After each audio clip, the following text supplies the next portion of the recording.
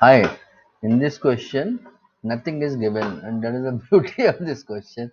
They are saying that a particle mass m is moving in horizontal plane xy and it's moving along x-axis. So, presuming it's moving either here or at some height, okay, and then but it has zero vy, okay, it has only vx. Suddenly explodes into fragments of mass m by 4 and 3m by 4.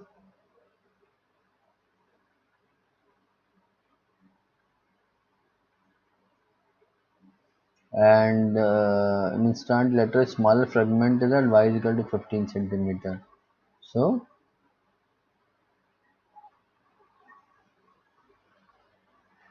this is your m by 4 mass. This is found at 15 centimeters from the ground.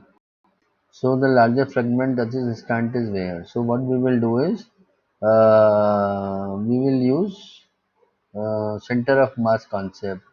So you see that there is no external force being applied. The mass m breaks into two parts, m by 4 and 3m over 4, and 3m over 4 is at y is equal to 15 centimeters. So and the system has no vertical velocity, so there is no force operating in the y direction. So we will say that because there is no external force applied, so there is no change in the position of the center of mass. So y com would be 0. Okay, so that means your m1 y1 plus m2 y2 over m1 plus m2 remains at the same position, right? So now here we have m at 3m, sorry, m by 4 into 15 plus 3m by 4 into y2 over m by 4 plus 3m by 4, which is 4m over 4, that is m.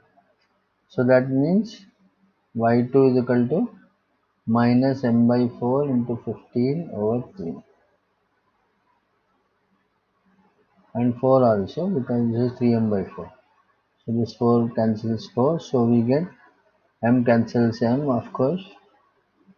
So we are left with minus 5. So the larger part is at minus 5 position on the y-axis. Okay, that is the answer. So A is the correct answer.